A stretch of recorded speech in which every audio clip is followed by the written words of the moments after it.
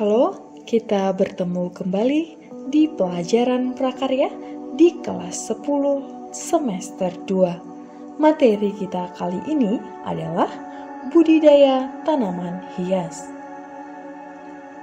Bab 3, tujuan pembelajaran kita adalah memahami dan membuat perencanaan usaha budidaya tanaman hias yang meliputi ide dan peluang usaha, sumber daya, administrasi, dan pemasaran.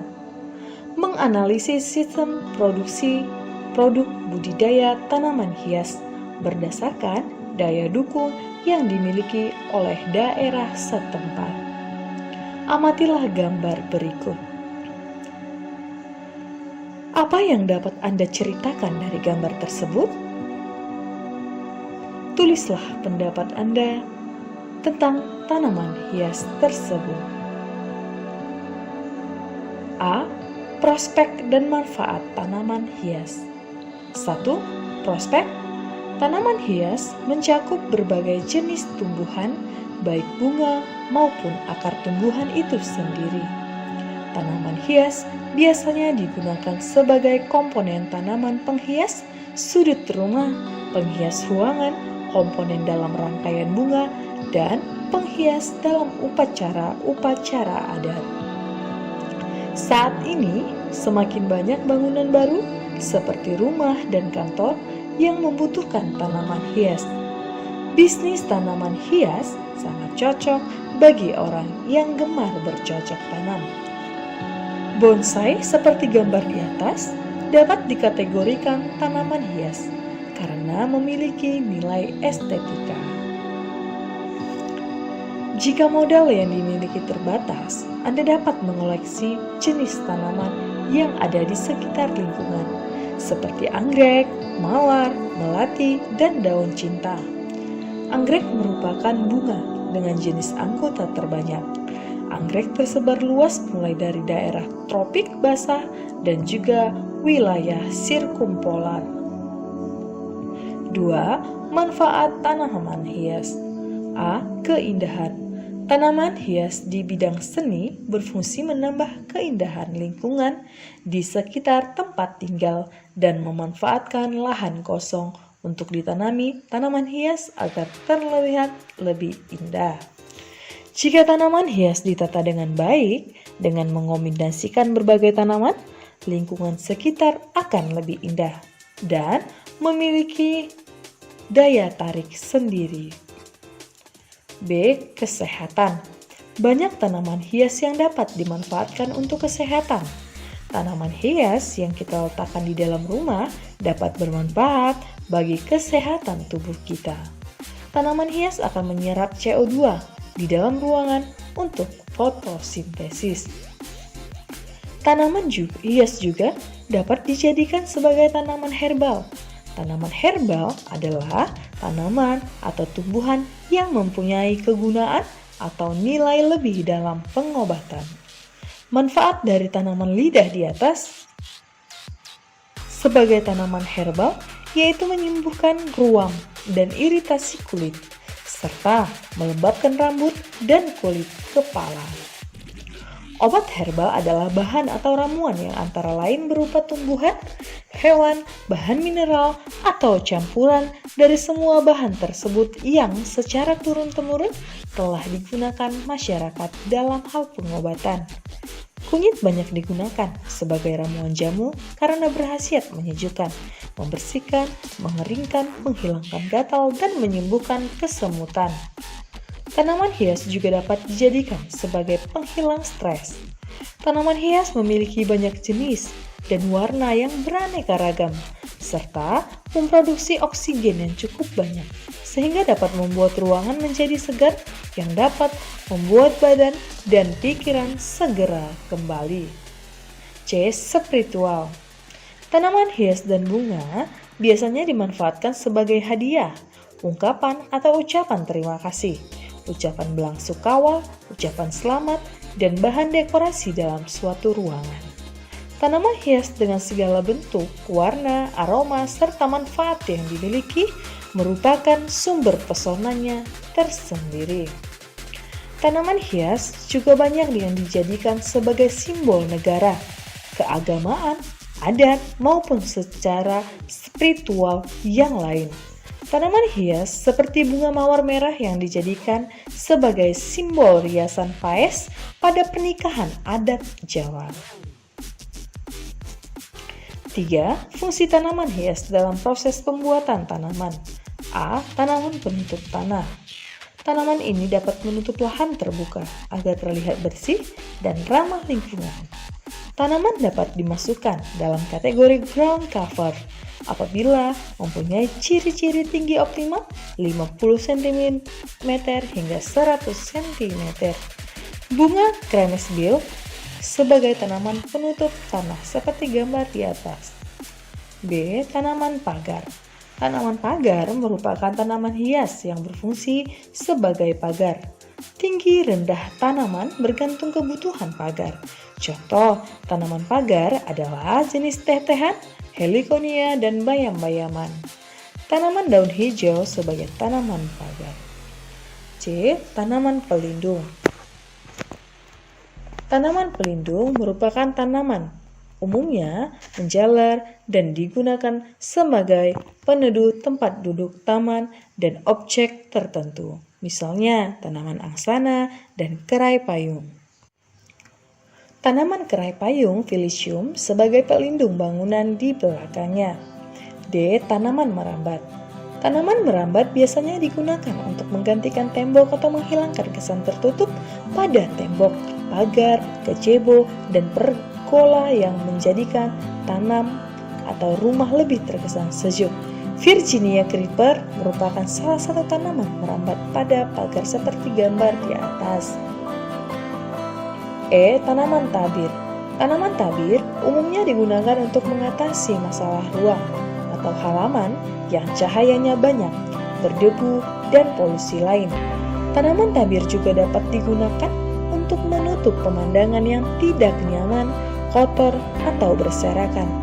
Contoh tanaman tabir adalah Glodogantia, bambu, cemara, atau bromelia yang disusun rapat, vertikal, serta yang sejenis. F. Tanaman pengarah jalan. Tanaman pengarah jalan dapat dimanfaatkan untuk menciptakan suasana santai, nyaman, dan segar di sepanjang jalan. Misalnya, tanaman kayu manis, sikat botol, dan berbagai jenis paku. Rumpunan semak berwarna cerah juga dapat digunakan menjadi petunjuk arah. Tanaman Sansevieria merupakan salah satu jenis tanaman hias yang mempunyai fungsi sebagai anti polusi seperti contoh gambar di atas. B. Produk tanaman hias. 1. Tanaman hias daun. Tanaman disebut tanaman hias daun apabila tanaman tersebut memiliki bentuk dan warna daun yang indah. Anthurium adalah tanaman hias tropis. Anthurium memiliki daya tarik tinggi sebagai penghias ruangan karena bentuk daun yang indah, menawan, serta tahan lama seperti contoh gambar di atas.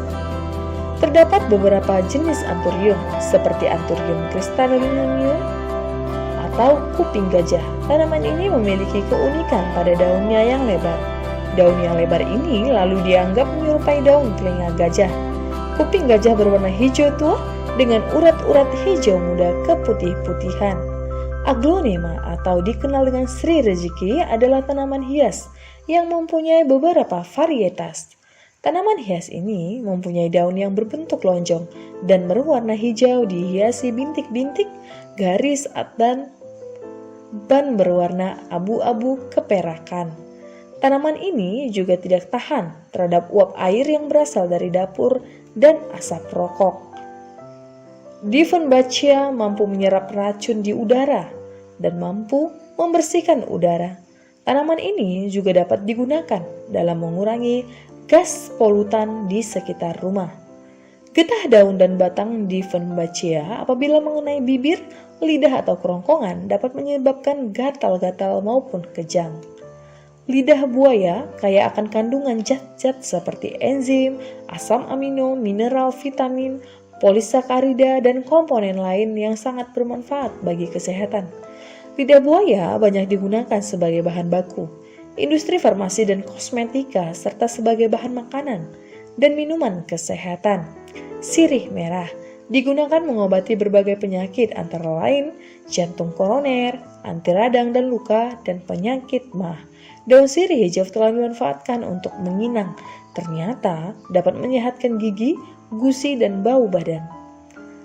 Kaktus berasal dari Amerika, terutama di kawasan Meksiko, Texas, Arizona, Argentina, Bolivia, Peru, dan Brazil. Media tanam alternatif yang dapat digunakan antara lain campuran pupuk kandang, sekam padi, dan pasir. Adiantum atau suplir merupakan jenis tanaman hias paku-pakuan dan banyak ditemukan di hutan atau tegalan. Suplir termasuk jenis tanaman yang agak sulit dipelihara karena membentuk lingkungan yang lembab dan udara bersih seperti contoh gambar di atas. Caladium bicolor dinamakan juga keladi dan digemari karena bentuk dan warna daunnya. Urat daunnya berbentuk bintang dan bervariasi. Tangkai daunnya berwarna agak kemerahan, pink dengan belang-belang hitam. 2. Tanaman hias bunga. Adenium dikenal dengan nama Kamboja. Daya tarik adenium terlihat dari bunga, akar dan batang. Adenium dikenal dengan nama si bonggol indah karena tanaman ini sangat bagus untuk dibonsai. Adenium dapat diperbanyak dengan generatif dengan menggunakan biji. Bunga anggrek bulan adalah bunga kebangsaan Indonesia. Bunga anggrek sering digunakan sebagai simbol dari rasa cinta, kemewahan, dan keindahan. Serangga, burung, dan hewan penggerak kecil biasanya tertarik dengan warna bunganya yang cerah. Tanaman melati termasuk famili Oleaceae.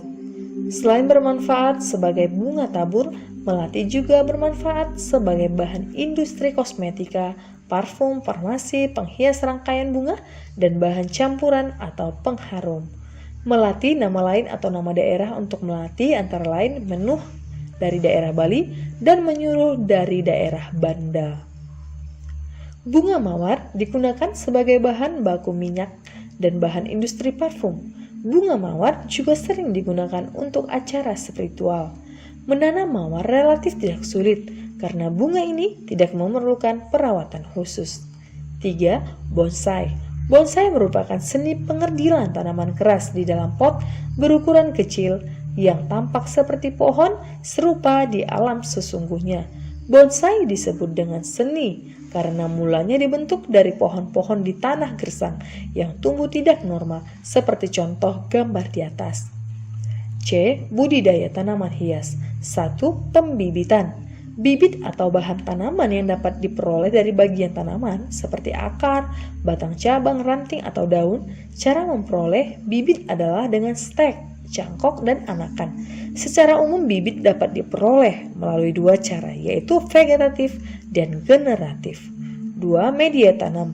Media tanam memiliki jenis yang sangat beragam, namun dapat dikelompokkan menjadi 2, yaitu media pot dan ditanam langsung di tanah. Penanaman menggunakan media pot pengelolaannya akan lebih intensif bila dibandingkan dengan tanaman yang ditanam langsung di tanah. 3. Perawatan. A. Penyiraman. Penyiraman berlebihan mengakibatkan pertumbuhan dominan pada vegetatif buah menjadi kurang. B. Pemupukan. Pupuk nitrogen atau N diperlukan untuk menyuburkan tanaman, terutama untuk pembentukan daun. C. Pemangkasan. Pemangkasan dimaksud agar tanaman memiliki bentuk sesuai yang diinginkan. Pemangkasan dahan dan ranting selain membentuk pohon, juga dapat membentuk daun menjadi kecil sehingga tanaman tampak tua. Demikianlah pembelajaran kita hari ini. Jangan lupa klik tombol di bawah ini, klik tombol subscribe, like, komen, dan share. Terima kasih karena sudah belajar bersama sahabat prakarya.